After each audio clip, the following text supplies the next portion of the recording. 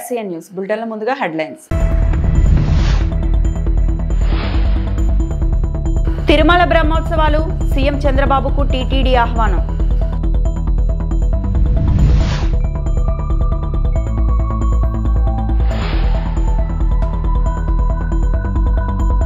ఇది ఆరంభం మాత్రమే, ఇంకా ఎన్నో సంస్థలతో చర్చలు జరుగుతున్నాయి. నారా లోకేష్.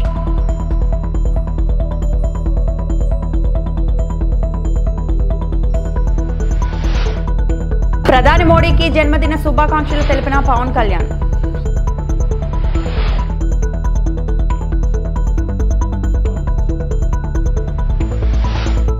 విశాఖపట్నంలో కేంద్ర ఆర్థిక మంత్రి నిర్మలా సీతారామన్ పర్యటించారు. ఈ సందర్భంగా జీఎస్టీ సంస్కరణలపై అవగాహన కార్యక్రమంలో ఆమె మాట్లాడుతూ ట్యాక్స్లు కొన్ని సెక్షన్లకు మాత్రమే వర్తిస్తే కానీ జీఎస్టీ 140 కోట్ల మంది ప్రజల మీద ప్రభావం చూపిస్తుందన్నారు. జీఎస్టీ 2.0 అమల్లోకి రాకముందే ఆటోమొబైల్ ఇండస్ట్రీ ఆఫర్లు ప్రకటించడం కనిపిస్తోంది అని చెప్పుకొచ్చింది. నవరాత్రుల ప్రారంభం నుంచే కొత్త జీఎస్టీ విధానం పనిచేస్తుంది అని తెలియజేశారు. విస్తృతమైన ప్రయోజనాలను దృష్టిలో పెట్టుకుని నిర్ణయాలు అమలు చేయడం జరుగుతుంది అని ఆర్థిక మంత్రి నిర్మలా సీతారామన్ వెల్లడించారు. Goods in 28% of old GST, ఇవాళ జిఎస్టీలో 28% దేనికి ఇస్తున్నారు? ఇక్కడ మాట్లాడిన ఒక పెద్దలు చెప్పారు, సిమెంట్ 28లో ఉండేది ఇప్పుడు 18కి వచ్చేస్తుంది. అది ఎవరికి ఫలితం? దాంట్లో దానికి ఎవరికి ఆదాయం? దాంట్లో మిడిల్ క్లాస్ కి వాళ్ళ ఇంట్లో ఒక రూమ్ కట్టాలి, లేకపోతే పైన పిల్లాడు పెద్దవాడు అయిపోయారు, చదువుకుంటున్నారు, ఆయన పెళ్లి అయిపోయింది, ఆయనకి ఒక ఎక్స్ట్రా రూమ్ కట్టాలంటే అంత ట్యాక్స్ పే చేయాల్సి వస్తుంది. లేదు, ఇప్పుడు 18% సిమెంట్ వచ్చేసింది, మీరు శుభ్రంగా కట్టుకోవచ్చు. అట్లా ఈ 28% లో ఉన్నటువంటి ఐటమ్స్ మీరు చూస్తే 90% ఐటమ్స్ 18కి వచ్చేసాయి. దాంట్లో కూడా 10% మీకు తగ్గింపు. సో ఇప్పుడు ఉన్నటువంటి జిఎస్టీ ముందు 2017కి ముందు ఉన్నట్టు system, commercial tax, VAT, excise అని తరతరాలుగా స్టేట్స్ లో రేట్స్ ఉండేవి. దగ్గర 17 టైప్స్ ఆఫ్ ట్యాక్స్ ఉండేవి.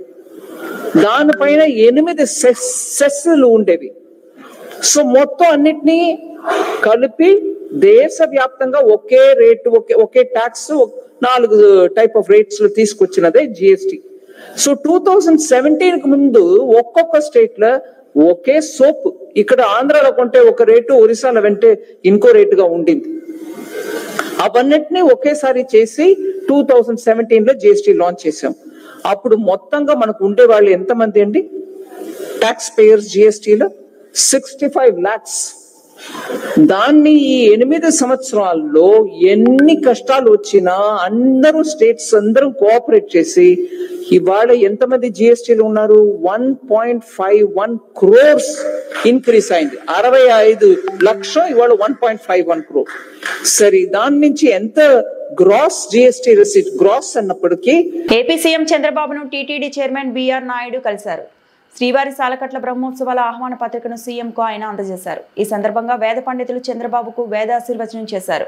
బ్రహ్మోత్సవాలకు తిరుమలలో చేపడుతున్న ఏర్పాట్లపై బిఆర్ నాయుడుతో సీఎం మాట్లాడారు. టీటీడీ తరపు చేస్తున్న ఏర్పాట్ల వివరాలను టీటీడీ చైర్మన్ వివరించారు.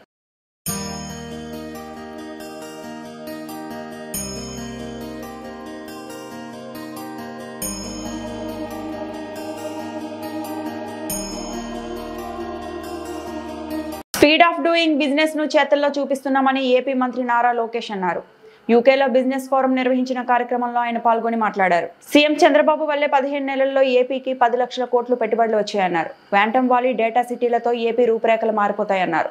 పరిశ్రమల స్థాపనకు ప్రతిబంధకంగా ఉన్న నిబంధనలను సవరిస్తున్నట్లు వివరించారు. No, if you look at the map, Andhra Pradesh is a peculiarly long state. We have the second longest coastline in India. And being a long state, it lends itself up for decentralized development. So what we have is, cluster-based approach. And I believe that that's very important for ecosystems to not only survive but thrive. So we've built an automotive ecosystem, of course, anchored around Kia.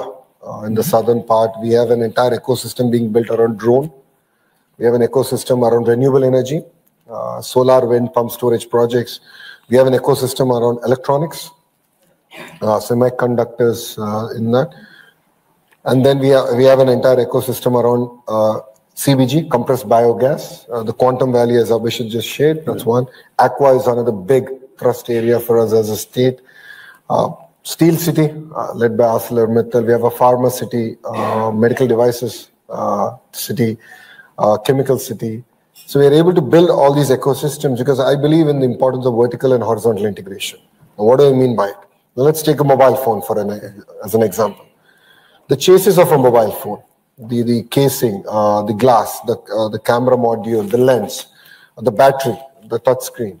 These are all again independent manufacturers who then Foxcons of the world bring together and make an iPhone or any other mobile device. What I see is missing is clusterization. And I believe in the power of 100-kilometer radius. We build the entire ecosystem and build it out with a lot of detailing.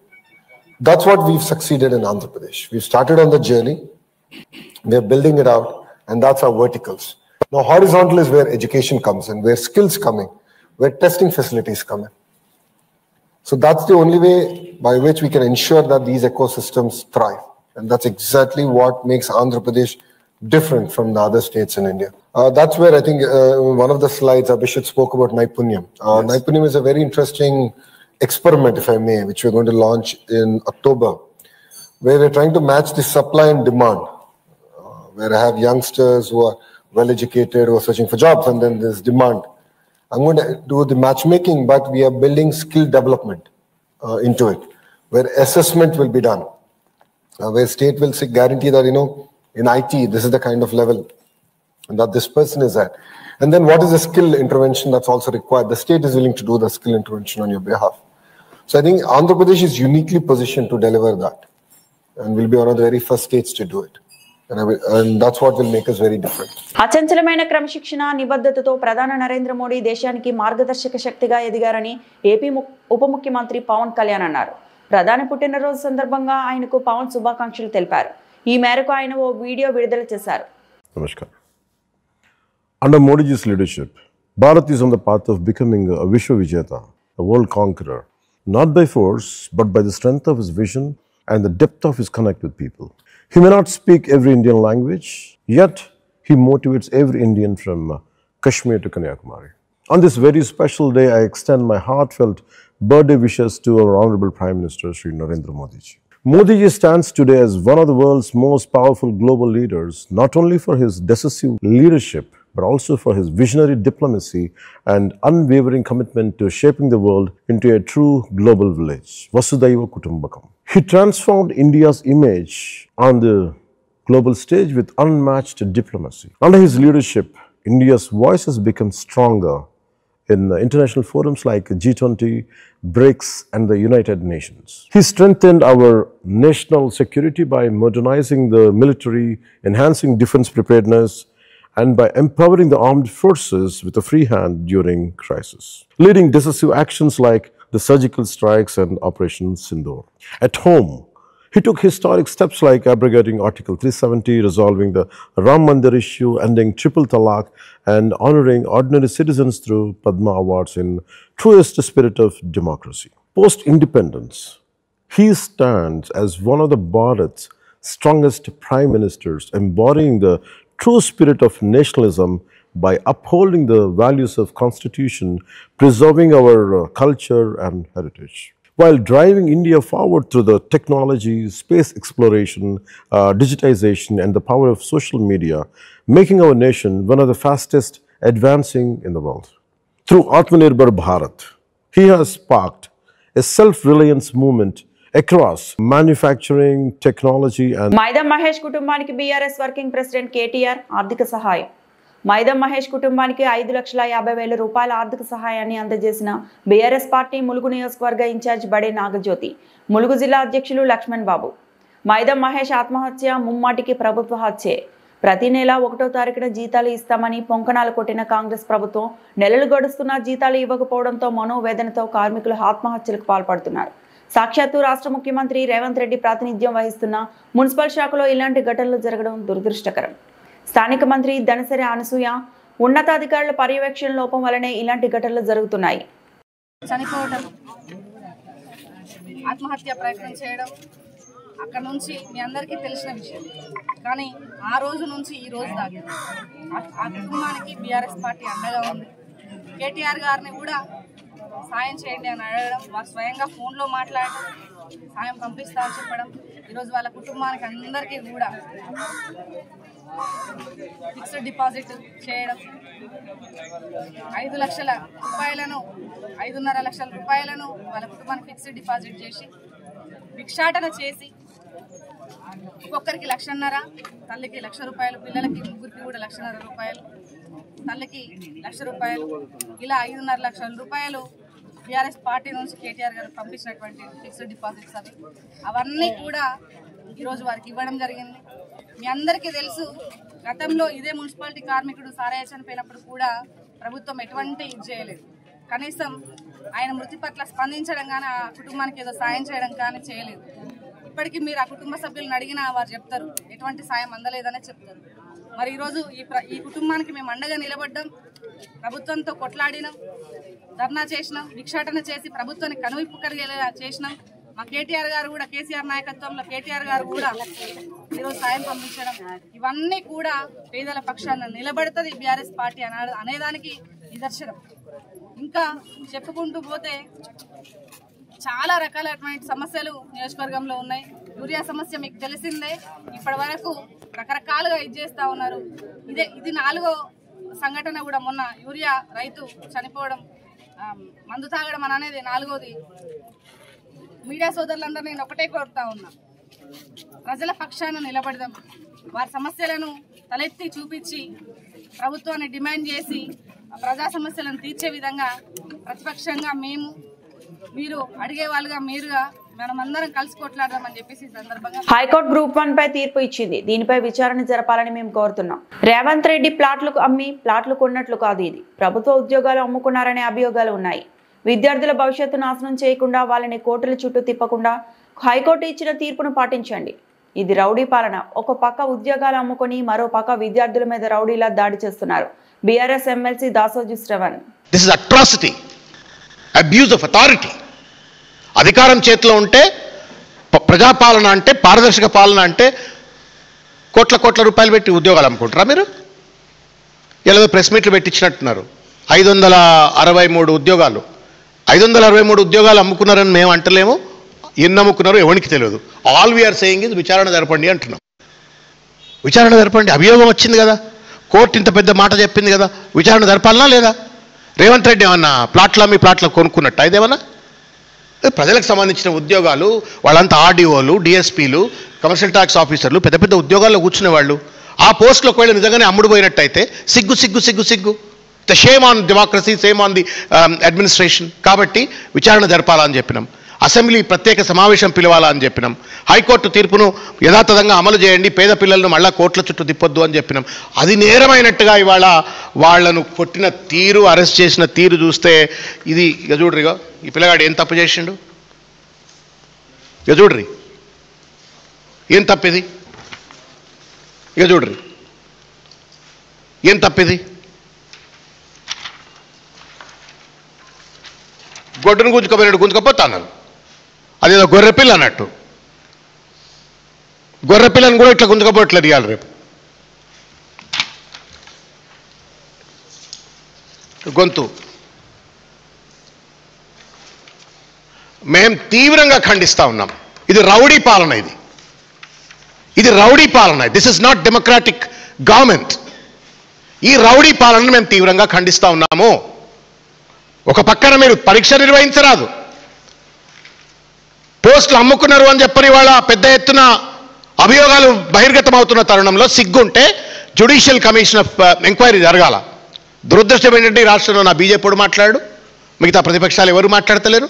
మాట్లాడిన విద్యార్థులపైన ఈ రకంగా కేసులేసి వాళ్ళ ఇష్టం వచ్చినట్టుగా వ్యవహరిస్తున్న పరిస్థితి చూస్తాం. సంగారెడ్డి జిల్లా ప్రజాపాలన దినోత్సవం సందర్భంగా కలెక్టరేట్లో ఏర్పాటు చేసిన కార్యక్రమానికి రాష్ట్ర వైద్య ఆరోగ్య కుటుంబ సంక్షేమ సైన్స్ అండ్ టెక్నాలజీ శాఖ మంత్రి దామోదర్ రాజ నరసింహ, జిల్లా కలెక్టర్ పి ప్రావీణ్య, జిల్లా SP Paritosh Pankaj, TGIC chairman Nirmala Jaggareddy పాల్గొన్నారు.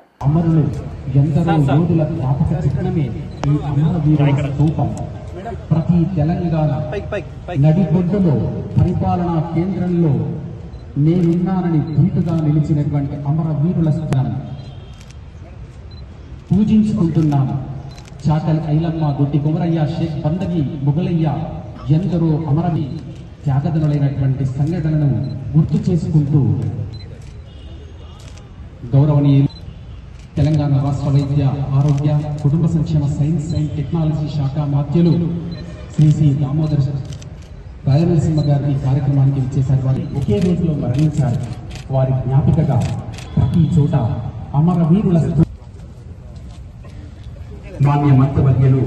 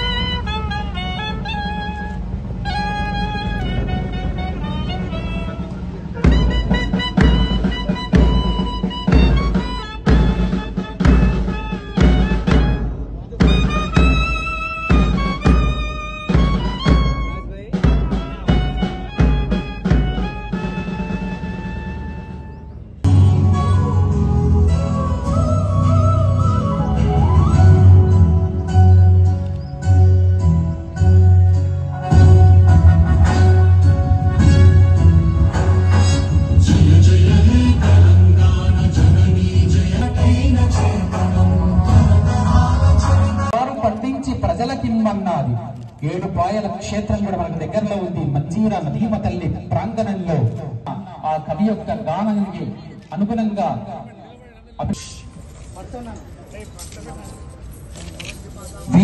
మాట చేత అలాగే కత్తి చేత ఎంత నినదిస్తూ ప్రజల శ్రీమతి ఆర్డి మాధురి గారికి, ఆర్డీఓ గారు శ్రీ ఆర్ పాండు గారు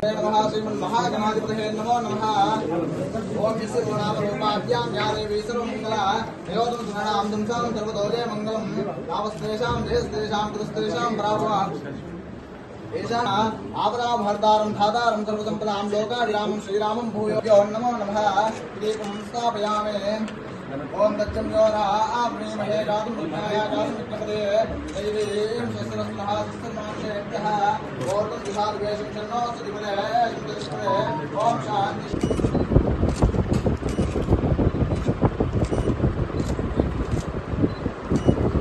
వంద అన్నపూర్ణ కార్డుల ద్వారా 13,03,719 సభ్యులకు ఆహార భద్రత పథకం కింద ప్రతి నెల ఉచితంగా 3,736 క్వింటాల సబ్సిడీ సన్నబియ్యం లబ్ధిదారులకు పంపిణీ చేయడం జరుగుతున్నది. రెట్టింపు ఉత్సాహంతో అందరం కలిసికట్టుగా శ్రమించి తెలంగాణ అభివృద్ధికి కృషి చేద్దాం. తెలంగాణ ప్రభుత్వం అమలు చేస్తున్న వివిధ సంక్షేమ ఫలాల అర్హులైన అందరికీ అందేలా సంగారెడ్డి జిల్లా సర్వతోముఖ అభివృద్ధికి కృషి చేస్తున్న గౌరవ పార్లమెంట్ సభ్యులు, శాసనసభ్యులు, శాసన మండలి సభ్యులు, స్థానిక ప్రజాప్రతినిధులు మరియు జిల్లా కలెక్టర్ గారికి, సూపరింటెండెంట్ ఆఫ్ పోలీస్ గారికి మరియు జిల్లా అధికార యంత్రాంగానికి, పాత్రికేయులకు శుభాభినందనలు తెలియజేస్తున్నాను. తెలంగాణ గవర్నర్పై సిపిఐ నారాయణ తీవ్ర వ్యాఖ్యలు. రాష్ట్ర గవర్నర్ బీజేపీకి చప్రాసీలాగా పనిచేస్తున్నాడు. బీజేపీ నేతలు ఏం చెబితే దానికి గవర్నర్ తలాడిస్తున్నాడు. ప్రతి ఏడాది సెప్టెంబర్ 17 రాగానే హడావుడి చేయడం బీజేపీకి అలవాటుగా మారింది. స్వతంత్ర ఉద్యమంలో ఒక్క ఆర్ఎస్ఎస్ కార్యకర్త కూడా పాల్గొనడం లేదు. దేశ స్వతంత్రం కోసం 4,500 మంది కమ్యూనిస్టులు ప్రాణాలు అర్పించారు. సిపిఐ జాతీయ కార్యదర్శి నారాయణ గవర్నర్ ఏమంటాడు? తెలంగాణ గవర్నర్ పటేల్ ద్వారానే విముక్తి అంటున్నాడు. ఆయన గవర్నరా లేకపోతే బీజేపీ చెప్పరాసినా? అసలు బీజేపీకి ఏ సంబంధం ఉంది? స్వాతంత్ర పోరాటంలో బ్రిటిష్ వాళ్ళకి వ్యతిరేకంగా పోరాటం సాగించిన సావర్కర్ అటెండెంట్కి అయినాడు, మళ్ళీ సరెండర్ బయట పెట్టేశాడు. ఒక్క బీజేపీ వాడు, అంటే ఆ రోజు ఆర్ఎస్ఎస్ వాడు. 1925 ఆర్ఎస్ పుట్టింది, 1925 సిపిఐ పుట్టింది. కానీ ఆర్ఎస్ఎస్ పనులు నిర్వహించి జరిగిన బ్రిటిష్ వ్యతిరేక ఉద్యమం స్వాతంత్ర పోరాటంలో ఒక్కడి పాల్గొలేదు, ఒక్కడికి లాఠీ తగలలేదు, ఒక్కడికి బుల్లెట్ తగలలేదు. కానీ 4,500,000 మంది పోగొట్టుకున్న కమ్యూనిస్టులు, ప్రజలు ఉద్యమాలు అభివృద్ధి కాదని వాళ్ళు బ్రిటిష్ వాళ్ళు సపోర్ట్ చేశారు. నిజాం నవాబ్ పాలన జరిగింది. నిజాం రాజశేఖర్ పరిపాలన కుదించాలి. ఆర్ఎస్ఎస్ పాల్గొనడం ఏమన్నా పాల్గొనలేదు. ఆర్ఎస్ఎస్ పాల్గొనలేదు. అంటే తెలంగాణ ఉద్యమానికి వాళ్ళు పాల్గొలేదు, స్వతంత్ర పోరాటమే పాల్గొలేదు. పైపేసి వాళ్ళకు బ్రిటిష్ తొత్తులుగాను నిజాం నవాబ్ తొత్తులుగా పరిపాలించినటువంటి బానిసలు చేశారు. వాళ్ళు ఇప్పుడు అదృష్టం కొద్దో దురదృష్టం కొద్దో మనకు దేశాధికారికి వచ్చారు. వీళ్ళు గవర్నర్ని అప్పగిస్తున్నారు. ఎవరిని అప్పగిస్తున్నారు? నాన్ పొలిటికల్ అప్పగించాలా, ఫక్త్ ఆర్ఎస్ఎస్ వాళ్ళని అప్పగిస్తున్నారు. ఇప్పుడు తెలంగాణలో ఉన్నటువంటి గవర్నరు ఆర్ఎస్ఎస్ కార్యకర్తే, ఆంధ్రాలో ఉన్నటువంటి గవర్నరు ఆయన బాబరీ మసీద్ సహాయం చేశాడు కాబట్టి లంచంగా గవర్నర్ పదవి ఇచ్చారు. ఇంకొక ఆయనకి రాజ్యసభ పదవి ఇచ్చారు. ఇప్పుడు తమిళనాడు గవర్నరు, కేరళ గవర్నరు అచ్చగా ఆర్ఎస్ఎస్ కార్యకర్త. ఈ వార్తలు ఎంతటితో సమాప్తం.